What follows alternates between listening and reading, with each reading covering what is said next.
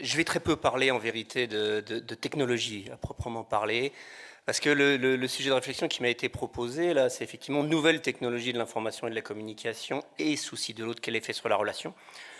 J'en parlerai à la fin, mais ce dans un contexte d'une session qui s'appelle les entraves au souci de l'autre, et dans le contexte plus large d'un colloque qui s'appelle entre souci de soi et souci de l'autre. Alors il y avait pas mal d'angles possibles pour aborder le sujet de réflexion qui a été proposé. Pour en choisir un, j'ai essayé de me souvenir d'une situation où je me suis retrouvé à être entravé dans mon souci d'autre, en l'occurrence de suicidant, et où ça a pu me provoquer un souci pour moi-même. Et ça m'a ramené quelques années en arrière quand le Haut Conseil de la Santé publique m'a demandé de coordonner un groupe de travail sur l'évaluation du plan de prévention du suicide 2011-2015. Et où, pour la première fois de ma vie, je me suis retrouvé, parce que moi je suis chercheur en sciences sociales, en épistémologie, je fais des livres, des articles, c'est-à-dire la probabilité que je tue quelqu'un dans mon activité professionnelle est assez limitée. Mais là, pour la première fois, je me suis retrouvé dans la situation que vivent, je suppose, assez quotidiennement les professions médicales et les professions militaires, à savoir que de nos décisions, de vos décisions, dépendent parfois la vie et la mort des gens auxquels elles s'appliquent. Et donc là, il était question de santé publique et de politique de santé publique. Alors évidemment, ce n'est pas l'angoisse de l'urgentiste qui arrive sur un carambolage, en disant si je me rate, tout le monde meurt. Mais tout de même, ça m'a mis dans une position d'angoisse. Alors je me suis imaginé, dans 20 ans, au 71e journée du GEPS, là, assis dans la salle, Greta Thunberg à la tribune, me disant, toi, Xavier Briffaut, tu as produit un rapport de prévention du suicide plein de mots creux et d'idées stériles, et aujourd'hui encore, tout ce que tu proposes, c'est toujours plus de la même chose, de refaire un nouveau plan sans tenir compte des échecs des précédents. N'as-tu pas honte? Comment oses-tu? On ne te pardonnera jamais. Tu as tué des milliers de gens, ils viendront te poursuivre jusqu'à la fin de ta mort, dans l'éternité des siècles. Bon, j'ai pris un coup de tertian avec un peu de zolpidem pour assurer le coup. Je suis revenu sur le sujet. Et donc la question était d'évaluer le plan 2011-2015. Et donc après avoir quand même pris une grande respiration, j'ai proposé au groupe de travail qu'on ne fasse pas ce qui était demandé, à savoir une évaluation empirique, c'est-à-dire une évaluation a posteriori des effets concrets du plan. Pourquoi? Parce que j'ai proposé que sur la base d'une évaluation a priori, c'est-à-dire une évaluation strictement logique, des effets attendus et attendables, de ce qui était proposé dans ce plan, on pouvait savoir par avance que ça ne produirait rien. Alors, autant vous dire que je n'ai pas reçu que des fleurs. D'ailleurs, vous remarquerez que je n'ai pas amené de vase pour celle que vous allez m'envoyer aujourd'hui. Mais donc, je voudrais vous expliquer pourquoi j'ai pris à l'époque cette décision et pourquoi c'est évidemment pas par malveillance, incompétence, volonté de nuire ou intérêt spécifique que les gens qui ont fait des plans ont produit des plans dont j'ai supposé à l'époque et encore maintenant qu'ils ne produiraient rien d'utile. C'est parce qu'ils étaient pris dans des catégories d'entendement et dans des productions de la littérature, dans une méthodologie spécifique de production de résultats qui n'autorisait pas de produire autre chose. Et donc, à l'instar de la démocratie, on se trouvait dans le pire des systèmes, mais on n'en avait pas d'autre. Sauf qu'aujourd'hui, et c'est l'idée que je vais défendre, avec le numérique, on a la possibilité d'un autre système que celui dans lequel on a été bloqué jusqu'à présent dans les politiques de prévention du suicide en santé publique. Alors, je vais me poser 3 questions. Je vais passer l'essentiel du temps sur la première. Quelle utilisation opérationnelle peut-on faire des résultats des études quantitatives sur les facteurs de risque des risques de suicide? Que peuvent nous apporter de plus que rien les nouvelles technologies numériques connectées? Et comment évaluer le rapport bénéfice-risque de leur utilisation? Alors, pour ça, première question, donc je vais m'appuyer sur une méta-analyse que je trouve absolument remarquable, certainement pas définitive, parce qu'aucun travail ne l'est jamais, mais quand même qui nous oblige à réfléchir sur ces résultats. Une analyse, une méta-analyse présentée, proposée, publiée dans le Psychological Bulletin en 2017, facteurs de risque de pensée et comportement suicidaire, une méta-analyse de 50 ans de recherche. Alors, les auteurs font un certain nombre de constats. Premièrement, ils constatent qu'il y a de multiples théories du suicide qui ont été proposées. Bon, ça, c'est assez facile à voir. Que la plupart de ces théories sont toujours actives depuis 50 ans. Et qu'il y a de nombreuses publications annuelles sur chacune de ces théories. Que ce serait un très bon indice de vitalité si on était dans un nouveau champ. Mais Si on remonte ne serait-ce qu'à Durkheim, ça fait quand même 120 ans qu'il y a une suicidologie. On n'est pas dans un nouveau champ. Pour les auteurs, c'est pas seulement l'indice d'une vitalité, c'est l'indice d'une vitalité, mais c'est l'indice d'une vitalité au sein d'un état que les auteurs considèrent comme pré-paradigmatique, c'est-à-dire qu'on n'a pas de paradigme général pour penser le suicide et sa prévention. Ils en déduisent que, nécessairement ou logiquement, conséquemment, la plupart de ces théories sont fausses, imprécises, incomplètes, contradictoires les unes avec les autres ou à l'intérieur d'elles-mêmes, et que la plupart des études sur les facteurs de risque se sont focalisées sur la significativité statistique plutôt que sur la pertinence clinique. Ce n'est pas spécifique du suicide, c'est un cas plutôt général, j'y reviendrai. Par ailleurs, on a proposé de multiples approches thérapeutiques. Peu ont reçu des preuves d'efficacité, peu dérivent de données empiriques solides, et plutôt la plupart dérivent d'expériences cliniques, de théories ad hoc, ou sont des transpositions de méthodes qui ont été conçues pour d'autres sujets, comme par exemple la dépression. Donc ça, c'est un certain nombre de constats qu'ils font au début de leur article. Un autre constat, c'est que le suicide est un événement rare, et même rarissime. Ça a beau être 12 000 morts par an, 200 000 tentatives, ce qui est énorme, ça n'est que 16 morts par an pour 100 000 personnes. Et ça, c'est un élément qui, à mon avis, dont on n'a pas tiré la substantifique moelle, si je puis dire. Là, je vous ai mis 10 000 personnes, dont 2 donc, vont se suicider. Donc, vous les voyez, elles sont là, en gras. Alors, on voit que ça ne fait pas beaucoup. Et si c'était sur 100 000, ce serait encore moins visible. Ce qu'on essaye de faire avec les facteurs de risque, c'est de faire ça. On prend une grosse population, on prend la sous-partie qui a le facteur de risque, ça donne une population plus petite, puis un deuxième facteur de risque, une population encore plus petite. Et au sein de ces sous-populations, on a de plus en plus, proportionnellement, de gens qui vont se suicider. Si c'était comme ça, ce serait vraiment bien. On aurait de moins en moins de gens à regarder à la jumelle, et puis on pourrait voir les points blancs et dire « toi, tu vas te suicider ». On va venir t'aider. Sauf que c'est pas ça qui se passe. Ce qui se passe, c'est ça. C'est qu'en fait, on a des populations, certes, de plus en plus petites, bien que en santé publique et en épidémiologie, elles fassent encore généralement plusieurs centaines de milliers de personnes chacune, mais dedans, on ne sait pas qui va se suicider. Or, ça, c'est ça qui nous intéresse. C'est ce qui nous intéresse. Qui va se suicider et qui doit-on aider concrètement? Alors, ça a un certain nombre de conséquences qui sont assez strictement arithmétiques. C'est que si un facteur de risque multiplie par 3 le risque de suicide, vu qu'on est sur du 16 pour 100 000, on sera toujours que sur du 50 pour 100 000. Et si même on le multiplie par 10, on serait sur du 160 pour 100 000. Et par 100, on serait sur du 1600 pour 100 000. Bon, je m'arrête ici. Les auteurs montrent que pour un risque de 10% de suicide à un an, il nous faudrait un odds ratio de 750. Si quelqu'un ici a déjà vu un odds ratio de 750 dans une étude épidémiologique, ce serait intéressant de le montrer, mais je pense que ça n'existe pas. Et pour des prédictions utiles en vie réelle, dans la vraie vie, pas seulement on peut se suicider peut-être dans un an, mais va se tuer ou pas dans les jours ou les semaines à venir, la valeur de l'odds ratio se compterait plutôt en milliers. Donc ça, c'est purement de l'arithmétique. Alors maintenant, on pourrait se dire, ok, on va avoir des odds ratio à 750 ou à 3000 dans la prévention du suicide. Pourquoi pas? D'un point de vue strictement logique, rien ne l'interdit. Est-ce que c'est le cas? Alors l'analyse vise à montrer ça, à examiner ça, la valeur des odds ratio. Donc ils prennent tous les articles en anglais publiés des 50 dernières années qui publient au moins sur une taille d'effet concernant un facteur de risque prédisant suicide, tentative ou pensée suicidaire. Les 3 classiques. Ils font une recherche de littérature avec les mots-clés que vous voyez ici. Bon, je les laisse pas trop longtemps, mais c'est très large. Donc ça remonte 2500 papiers qu'ils examinent. À la fin, il en reste 365 qu'ils vont inclure dans la méta-analyse. Ces 365 papiers qui sont là concernent 3428 facteurs de risque et à peu près 500 facteurs de protection. Donc c'est ça qu'ils vont analyser dans la méta-analyse. Donc on voit ici, en fonction de la période, le nombre d'articles publiés, donc la ligne continue, et le nombre de tailles d'effet, donc de facteurs de risque examinés en pointillé. Donc on voit que ça augmente continuellement, ça augmente même globalement de façon exponentielle. Donc c'est la preuve de l'activité du champ. Donc il y a beaucoup de papiers publiés. Globalement, ces facteurs de risque, les 4500, on peut les réduire en 16 groupes, que tout le monde connaît ici, qui sont classiques, les facteurs biologiques. Les éléments de screening, alors dans les éléments de screening, on en a parlé tout à l'heure, à midi, dans le best-of et à d'autres moments, les instruments standardisés de screening, mais aussi les prédictions des cliniciens.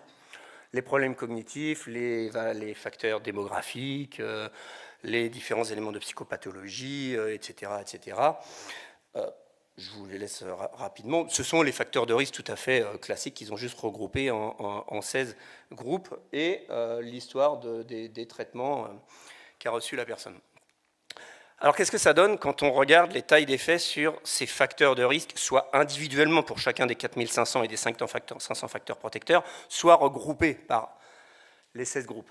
Ça nous donne la chose suivante, donc je vais me concentrer sur les décès, hein, je ne vais pas trop parler des tentatives, donc les décès en noir ici. Quelle est la valeur moyenne des odds ratio qu'on obtient? C'est 1,5 on va dire, en tout cas c'est inférieur à 2. C'est inférieur à 2, et globalement, au fur et à mesure qu'on avance dans le temps, ça n'a pas tendance à augmenter. Donc la valeur prédictive n'augmente pas. C'est la même chose, quelle que soit la durée de la période de suivi, qu'on parle de risque à 6 mois, à 12 mois, jusqu'à 10 ans et plus, on est toujours sur des odds ratio aux alentours de 1,5, 2, en tout cas inférieur à 2,5. Quand on regarde groupe par groupe, on est globalement, c'est la même chose, il n'y a presque aucun groupe qui se distingue vraiment, à part le fait d'avoir reçu des traitements psychiatriques, qui là montent à un odds ratio de 3. Quand on va, ça c'est par catégorie regroupée, quand on va sur chacun des facteurs de risque individuels, et que donc on regarde les plus importants, ceux qui ont les odds ratios les plus importants, donc les 5 premiers qui sont là, dans tous les cas, ils ne vont pas au-delà de 4, on va dire, et ils sont plutôt aux alentours de 2,5. Et la vérité est que, disent les auteurs, si on regarde les biais de publication, hein, on publie plutôt les études qui produisent des effets positifs plutôt que les autres, et si même on regarde dans les déconstructions méthodologiques, etc., en vérité, c'est beaucoup plus faible que ça, c'est encore plus faible que ça. Bon. Conclusion des auteurs, l'une des premières conclusions des auteurs dont je vous ai mis le verbatim ici, pour qu'il n'y ait pas d'ambiguïté sur l'interprétation, ce qu'ils disent, c'est que ces résultats indiquent que, et ça c'est fondamental, au moins dans les limites méthodologiques étroites de la littérature existante, il n'y a aucun élément de preuve pour penser qu'aucun facteur de risque, qu'il soit en catégorie globale ou spécifique, ne puisse ne serait-ce qu'approcher ce qu'on pourrait appeler une signification clinique, c'est-à-dire quelque chose qui sert à quelque chose concrètement. À nouveau, conséquence arithmétique de ces odds ratios, si on applique ces odds ratios à des risques populationnels, on passe de 16 pour 100 000 à 24 pour 100 000 par an. Sur les troubles dépressifs qui sont fréquemment cités, et on peut supposer à juste raison comme l'un des principaux facteurs de risque de passage à l'acte suicidaire, parce qu'on observe 2 à 4% de décès par suicide contre 1,6% de décès par suicide en population générale, ça c'est les chiffres américains. 96 à 98% des personnes présentant un trouble dépressif ne mourront pas par suicide. Donc, en fait, ça a une valeur prédictive opérationnelle qui est nulle ou quasi nulle. On ne peut rien faire d'opérationnel de ces odds ratios. D'ailleurs, quand on regarde la valeur prédictive pour de vrai, donc l'air sur la courbe ROC, hein, qui met en rapport faux négatif, faux positif, elle est aux alentours de 0,5, c'est-à-dire que ça a une valeur prédictive qui fait pas mieux que le hasard. Ça fait pas mieux que le hasard. Donc le constat quand même extrêmement violent de cette méta-analyse, au bout de 50 ans de recherche, la valeur prédictive de toutes les recherches cumulées ne fait pas mieux que le hasard. Voilà, bon. Alors, autre conclusion des auteurs, donc ils nous disent, ceci étant, on ne peut rien dire des traitements et des cibles de prévention, parce que voilà, on ne peut rien tirer de ces valeurs prédictives-là, et que la limite intrinsèque de cette méta-analyse découle d'une quasi unique source, les limites méthodologiques de la littérature existante. Et que cette méta-analyse et ces résultats représentent un appel vraiment vibrant aux chercheurs pour modifier leur méthode de recherche de manière à ce que la recherche sur la facteur de suicide produise des résultats utiles et des implications concrètes pour les théories du suicide, la prédiction et le traitement. Or, et je cite là le rapport dont j'ai coordonné le groupe de travail au sein du HCSP, toutes les politiques de prévention du suicide sont fondées sur ces logiques et ces résultats.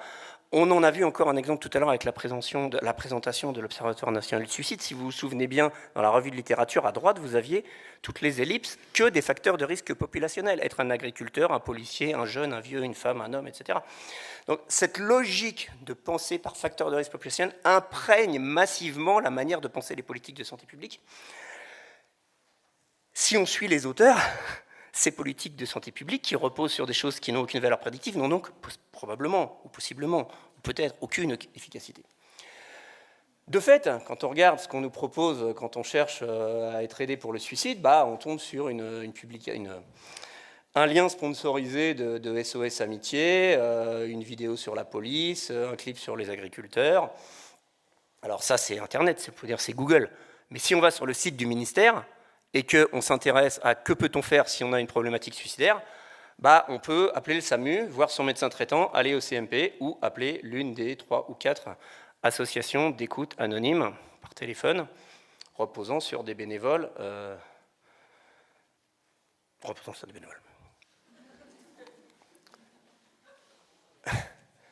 Donc, troisième conclusion des auteurs, donc tout ceci étant...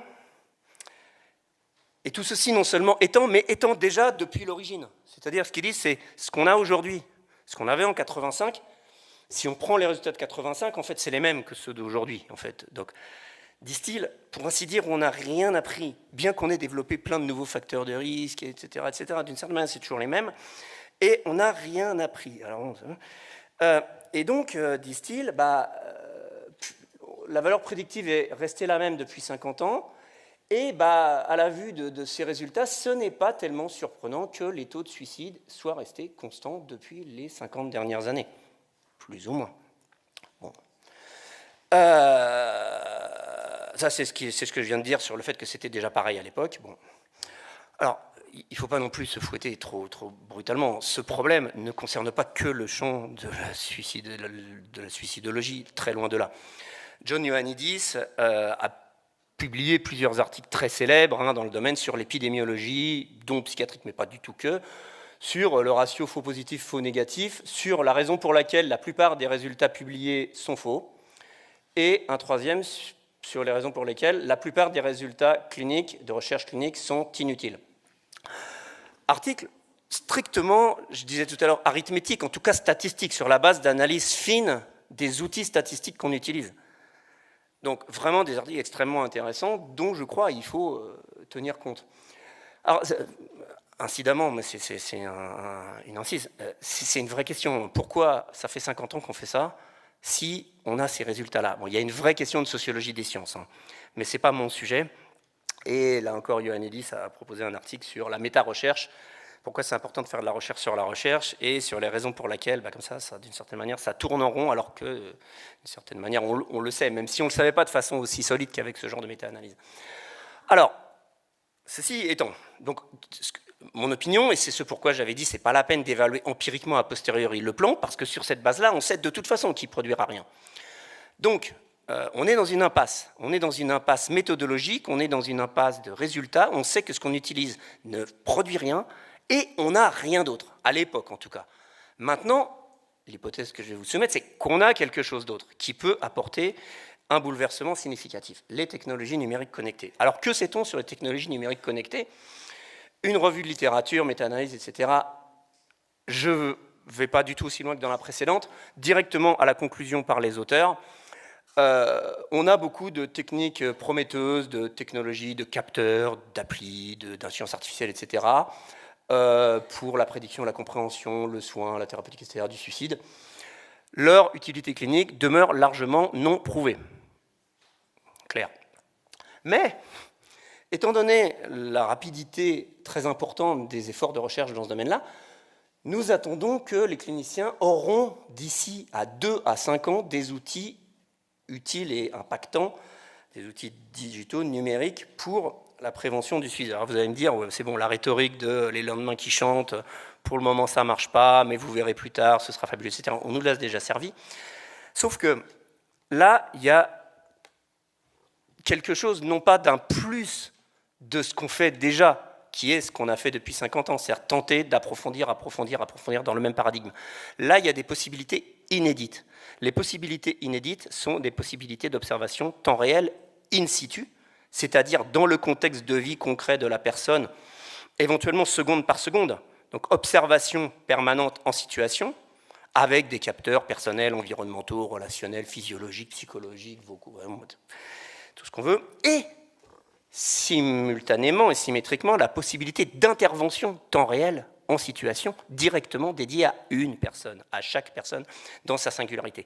Ça, dans l'histoire de l'humanité, ça n'avait jamais été possible.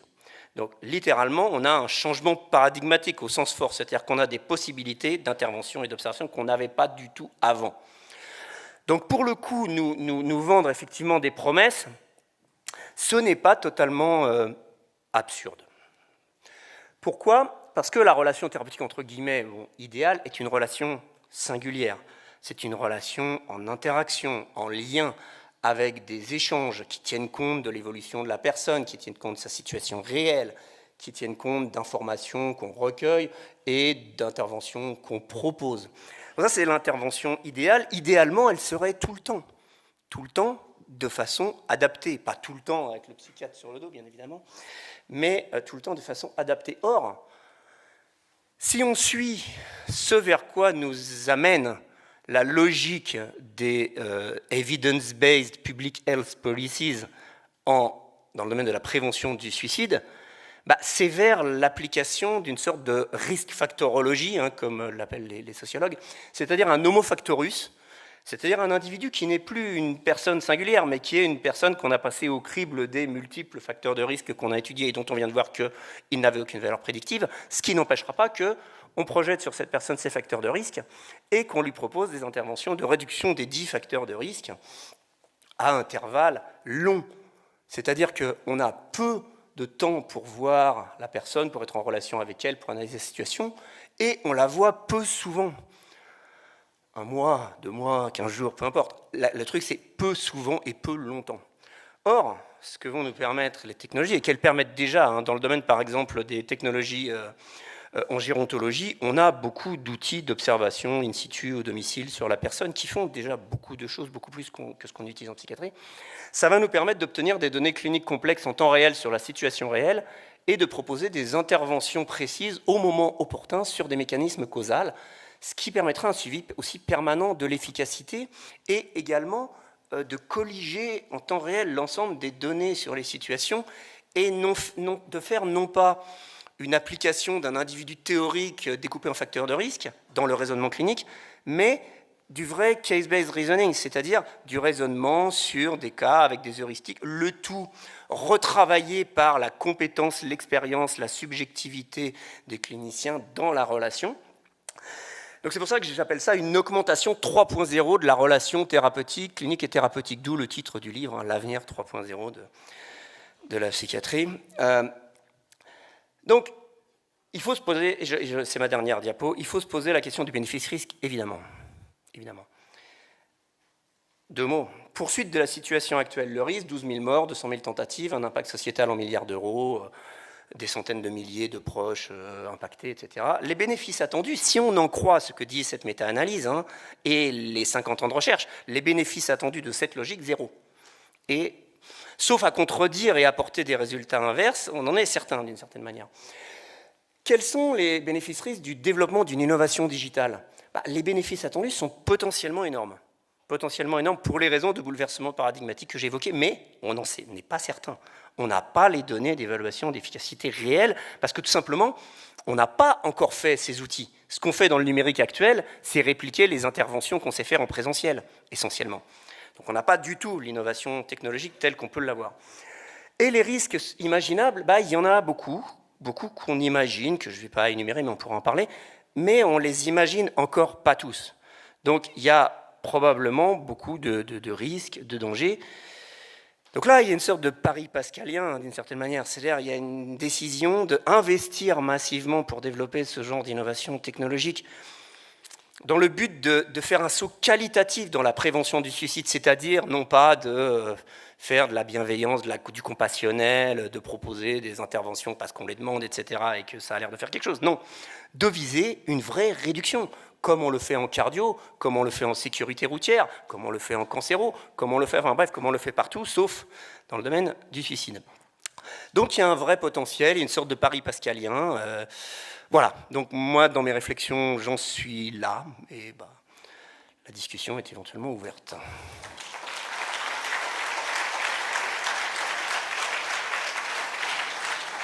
Bon, merci beaucoup. Je devais modérer, mais là j'étais embêté quand même, parce que soit je vous modérais au bout de la 3e minute, c'est-à-dire on arrêtait. On arrêtait, puisque dès la 3e minute, j'ai senti qu'il y aurait un problème quand même dans ce que vous annoncez. Soit on vous laissait, donc on vous a laissé. Pour nous sauver un peu, parce que là je pense que ça va un peu discuter quand même. Bah, c'est le but. Pour nous sauver un peu, on les a pas aggravés quand même. On n'a servi à rien, ça on a entendu, mais on n'a pas aggravé. Ça se discute. Bon. Merci, monsieur. Bah, c'est-à-dire une perte de chance, d'une certaine manière, est une aggravation. Et il y a plein de dispositifs dans lesquels des personnes qui sont exposées au risque létal le plus élevé en psychiatrie se voient proposer des interventions par les intervenants les moins formés. Il y a quelque chose d'un peu paradoxal quand même. Bon, parce que c'était au moins ne pas nuire, tu vois. Enfin, voilà, au moins primum non nocere, quoi, tu vois.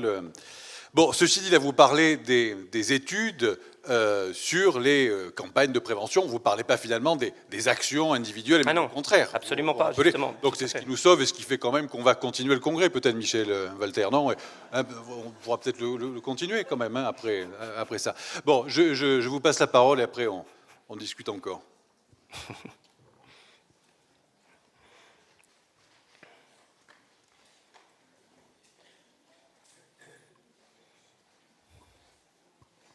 Oui, bonjour. Donc moi je suis Nelly Levalet, je suis psychologue tout d'abord dans un service de pédopsie à la Royan et puis maintenant sur d'autres secteurs. Mais bon, j'intervenais ce matin justement sur cette question du sujet technique et de comment la technique peut aider à une subjectivation, etc. et des risques. Et enfin moi je suis ravie de votre intervention. Ça rejoint les constats, on le disait un petit peu ici, de la crise de la psychiatrie actuelle, hein, disparition des infirmiers en psychiatrie, fin de la psychiatrie, enfin moi dans mon secteur, hein, fin de la psychiatrie liaison, plus d'hospitalisation, enfin bon, et cette crise-là, les familles, les patients en parlent, il ne faut pas se voiler la face, quoi. Et cette question des risques, ben, j'aimerais bien que vous en parliez, des risques que vous imaginez. Oui, alors bon, rapidement, parce que là, il y a un colloque entier à faire sur les risques liés à l'utilisation du digital. Bon, moi, les risques les plus connus, bon, ils sont bien évidemment les risques liés à la confidentialité, parce que là, ces données, évidemment, sont extrêmement sensibles. Bien que, en vérité, on dit toujours la distinction entre données de santé et données pas de santé. Mais à peu près n'importe quoi est une donnée de santé, c'est-à-dire tout le monde ici a un mail, utilise un mail ou probablement... Imaginez ce qui se passerait si votre historique de 20 ans de mail devenait publiquement révélé et ce qu'on pourrait éventuellement en tirer sur vos données de santé ou vos parcours sur Internet ou tout un tas de choses. Donc la confidentialité, c'est absolument critique. Pour le moment, ce sont beaucoup des technologiques américains qui manipulent ces outils, on le sait. Il y a une problématique de développer des outils qui soient protégés, sécures, éthiques, etc., par et pour des professionnels éventuellement. Enfin, problématique de confidentialité. Problématique d'impact sur le parcours de soins, sur l'organisation des soins, sur la formation des professionnels, sur l'identité des professionnels, et même jusqu'à des bouleversements anthropologiques, bien évidemment, parce que le quantified self, hein, comme on l'appelle, c'est-à-dire le développement d'une réflexivité médiée par la technologie, on peut le mettre dans la ligne du développement de la réflexivité médiée par les psychothérapies ou la psychanalyse. Généralement, ça énerve encore plus quand je dis ça. Mais après tout, pourquoi la technologie ne serait-elle pas le support d'une augmentation de la réflexivité par un certain nombre d'outils d'observation, d'analyse, etc. Pour soi, en relation avec d'autres, en relation avec des professionnels, etc. Donc il y a quand même des questions de modification anthropologique, identitaire, extrêmement importantes. Il y a des questions, bon, évidemment, de coûts, de remboursement, de prise en charge, d'évaluation de l'efficacité à terme, quand on aura concrètement des dispositifs technologiques vraiment développés dans ce paradigme situé temps réel, etc. Donc voilà, quelques risques qu'il faut prendre en considération. Oui, Bechler, il y a 30 ans, 40 ans, avait un peu les mêmes constats que vous, sans avoir les mêmes outils d'analyse concernant le manque supposé d'efficacité de la prévention du suicide. Il en faisait un phénomène, le suicide, un phénomène inélastique, comme on dit. Bon. Alors, je ne sais pas si c'est votre position aussi rigide. Pas du tout. Au contraire. Bon, j'espère que non. Il n'en reste pas moins qu'au point de vue, bêtement statistique, depuis maintenant 10 ans, 15 ans, je me retourne vers les plus jeunes, le nombre de suicides en France, quand même, diminue de manière significative. Ou alors, j'y comprends plus rien. En particulier chez les jeunes. Alors, bien sûr, qu'est-ce qui a contribué à cette baisse? Est-ce que les actions de prévention du suicide ont joué leur rôle? J'ai la faiblesse de penser qu'elles ont joué un rôle. Bien, voilà, enfin, c'est tout ce que je voulais dire. Oui, on peut avoir la faiblesse de penser que, mais si on met en rapport les moyens investis sur une chose dont on a la faiblesse de penser que, mais on n'a aucun élément pour le penser pour de vrai, versus l'allocation de ces moyens sur autre chose qui pourrait avoir une réelle efficacité, la question se pose, y compris d'un point de vue éthique.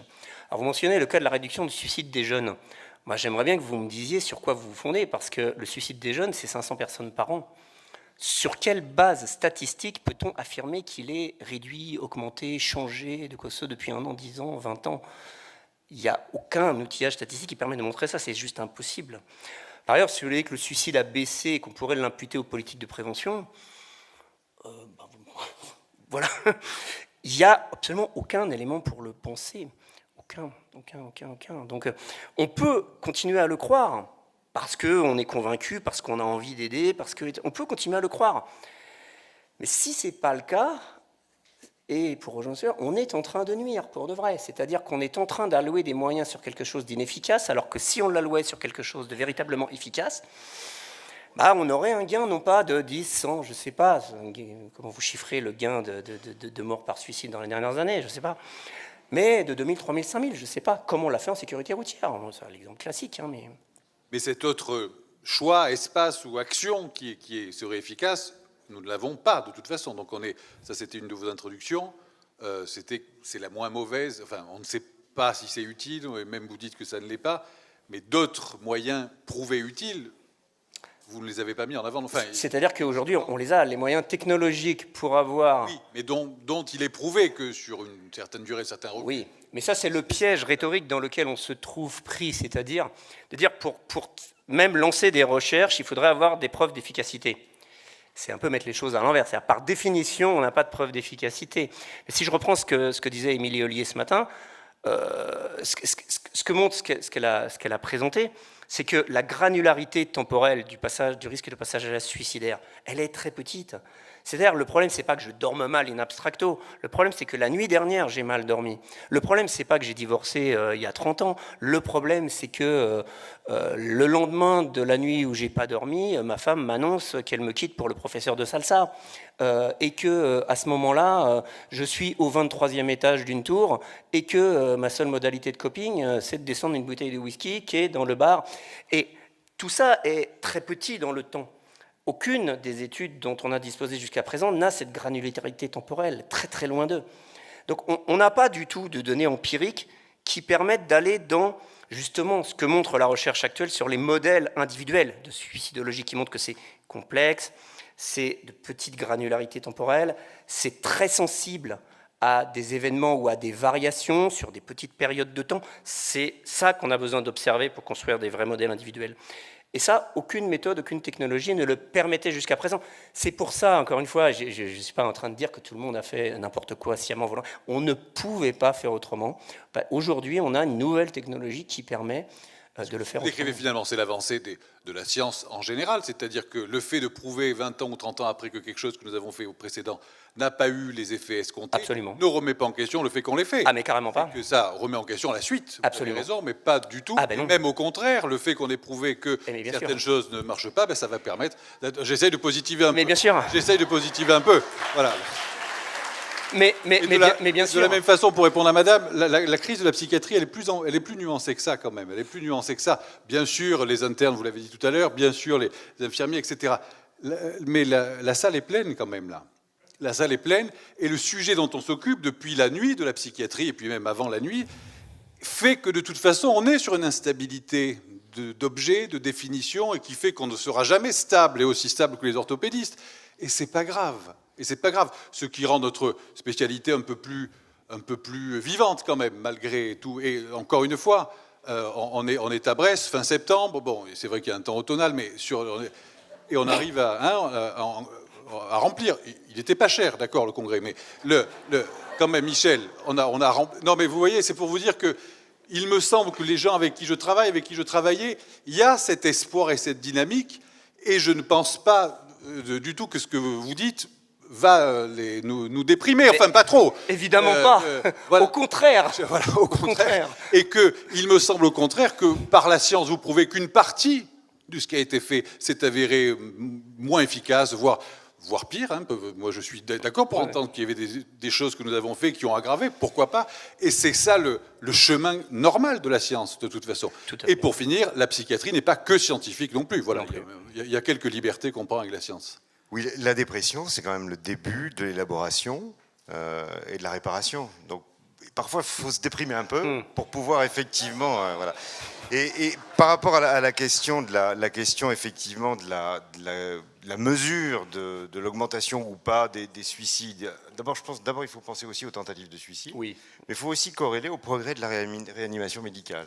Bien sûr. Je crois que la baisse des décès, ça peut aussi être lié. C'est bizarre quand même quelqu'un d'orientation analytique dise ça peut-être, mais quand même au progrès de la réanimation médicale. Alors une dernière, parce qu'on vient de me rappeler que nous avons largement dépassé les affaires, mais c'est une grosse affaire. L'année dernière au GEPS à Montpellier, si je me souviens bien, un sociologue nous avait fait une présentation un peu historique, et il me semblait que